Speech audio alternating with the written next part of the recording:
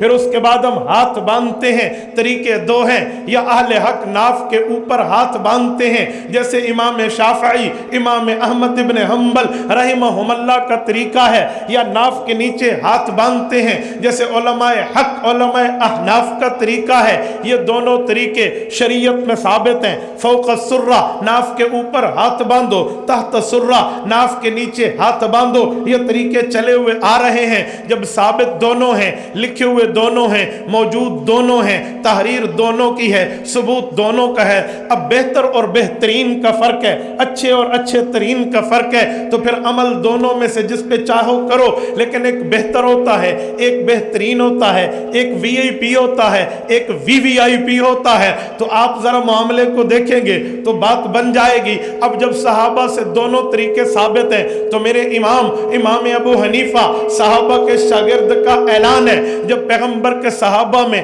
مختلف طریقے آ جائیں تو میرے پاک پیغمبر کا اعلان ہے، اے لوگو علیکم بسنتی وسنت الخلفاء الراشدین المہدیین، پھر خلفاء راشدین کے طریقے کو پکڑ لینا، ابو بکر، عمر، عثمان، حیدر رضی اللہ عنہم کے عمل کو دیکھ لینا، جس طرف خلفاء اربعہ ہوں، جس طرف خلفاء راشدین ہوں، جس طرف خلافت راشدہ ہو، اس طریقے کو لے لینا۔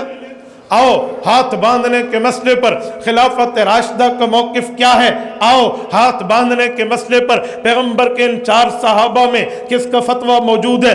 آپ اٹھائیے مسند زید ابن علی، تمام سند میں اہل بیت ہیں، پیغمبر کی اہل بیت کے علاوہ کوئی بندہ اس سند میں نہیں ہے، تمام کی تمام پیغمبر کی اہل بیت ہیں۔ اسی لیے کہہ رہا ہوں کیونکہ قرآن کریم سورت نمبر 33 سورت احزاب آیت نمبر 53 نے پیغمبر کی اہل بیت کے لیے اعلان کیا ہے، انما یرید اللہ لیذھب عنکم الرجس اہل البیت ویطہرکم تطہیرا واذکرن ما یتلی فی بیوتکن من آیات اللہ والحکمہ ان اللہ کان لطیفا خبیرا۔ میرے پاک پیغمبر پہ اللہ نے آیت اتاری، اے پیغمبر میں نے آپ کی اہل بیت کو پاک کر دیا ہے، اے پیغمبر کی اہل بیت جو تمہارے گھروں میں قرآن اور سنت کی باتیں ہوتی ہیں انہیں دہراؤ، تم کے اگلوں تک پہنچانا ہے۔ اللہ ہر چیز کو دیکھنے والا اور باریک بین ہے۔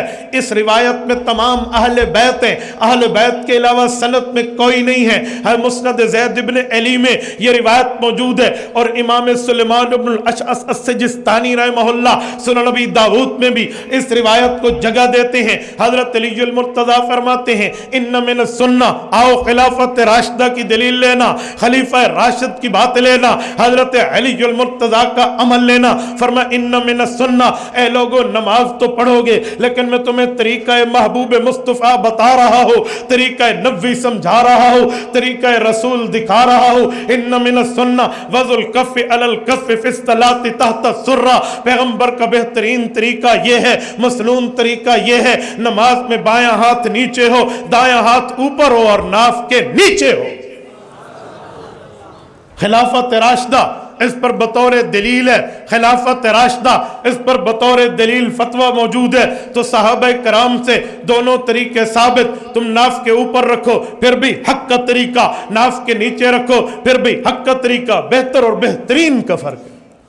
جسے اولا غیر اولا کی بات کر کے ایک بات کہہ کر بات آگے چلا لیتے ہیں، اس کا مسئلہ یہ نہیں ہے کہ تو میرے بندے پہ اعتراض کر دے، میرے نمازی و مصلی و مقتدی کو کہہ دے جی غلط طریقہ ہے، جی نہیں۔ علماء احناف علماء دیوبند وہ ہیں جن کو اللہ نے سمجھنے کے لیے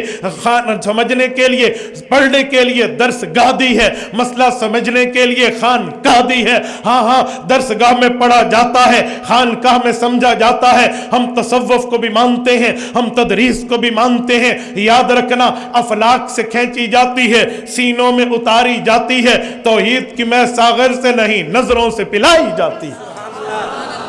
ہم تو پوری شریعت کی بات کرتے ہیں، پورے دین کی بات کرتے ہیں، ادھورے دین کی بات نہیں ہے۔